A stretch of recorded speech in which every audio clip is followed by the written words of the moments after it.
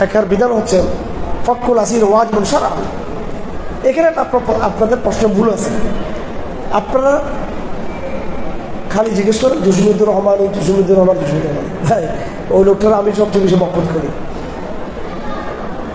Sacrifice যার যত বেশি সে তত বেশি আল্লাহর কাছে প্রিয়, ঠিক কিনা? শাইখের কি ফাঁসি হয়েছে নাকি? কোন মামলায় ফাঁসি হয়েছে? যতবার আপনারা জসিমুদ্দুর রহমান নামটা আমার কানে নিয়েছেন বিগত 1 বছরে, তার 1000 ভাগের 1 ভাগও বলেন নাই শায়াতেমে রসুল, যেটা একবার আসল কাজের কাজ। এবং হাউজে কাউসারের পারে কিয়ামতের দিন সিচুয়েশনটা কিন্তু একটু ভিন্ন টাইপের হবে সেখানে, কিন্তু রসুল্লাহর ওখানে কিন্তু একটা ভিন্ন দৃশ্য। যারা তার এস্ট্রোসিন এবং এস্কের প্রমাণ রাখতে গিয়ে যারা বড় সিদ্ধান্ত নিয়েছে, নিজের জীবনে যারা মৃত্যুদণ্ড নিয়ে ফেলছে, এদের কথা তো কোনোদিন বলেন না, আপনার নামও জানেন না।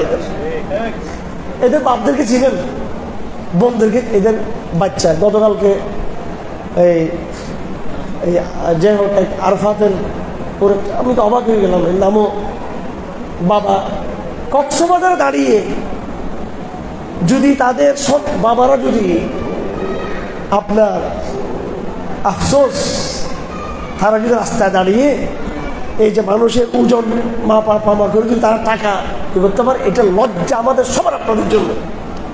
এদের তো কফিল আপনারা, এদের দায়িত্ব ছিল আপনারা, অভিভাবক আপনারা। এরা কেন ইনকাম করার জন্য বাইরে হবে?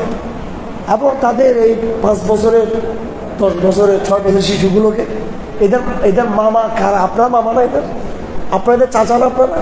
আপনাদের বড় ভাই না? কোনদিন তো বলেন খালি জসিমুদ্দুর রহমানি, জসিমুদ্দুর রহমানি।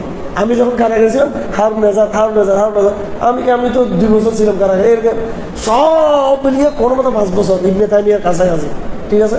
5 বছর ইবনে তাইমির চোপড়া মুজাহিদ হচ্ছে যারা আরো বেশি কারাগারে ছিল, ইতিহাসে দেখবে স্মরণ করা, যাদেরকে মেরে ফেলা হয়ে গেছে, শহীদ করে দেওয়া হয়েছে যাদেরকে, জাহালাম বা সাধু যাদেরকে, আর আরো বড় মুজাহিদ।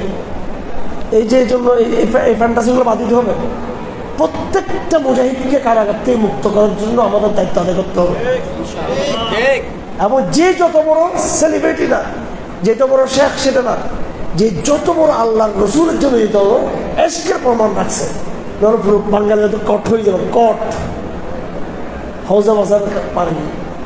আমি ওমা আলী নাইলা বলা, আপনারা বুঝতেছেন আমার কথাগুলো? আমি কাদের কথা বলছি বুঝতেছেন? এই ধারাবাহিকতা আরো অনেক লম্বা, আরো বিভিন্নভাবে এরকম ভিকটিম হয়েছে যারা। হ্যাঁ, এগুলো আপনারা কল্পনা করতে পারবেন না কি মজলুম। এই জন্য সামগ্রিক চিন্তা করবেন এবং আল্লাহ কোরআন সুন্নাহ যাদের দায়িত্ব বেশি দিয়েছে তাদের কথা বলবেন বেশি বেশি। এখন তো আমি একটা ইয়েতে আছি, এসে বাইর হলে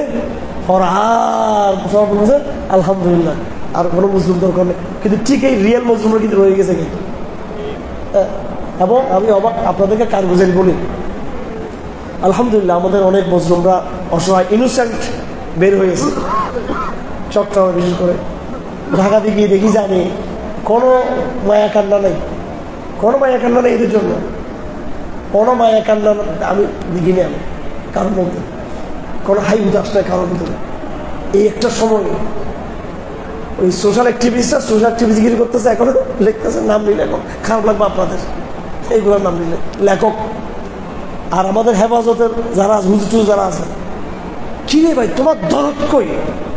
তুমি তো তোমার বউর সাথে সংসার করতেছো, তুমি তো মুক্ত বাতাসে আছো, তুমি তো হাজিরা পদের ক্রেডিটও নিয়ে নিচ্ছ এখানে।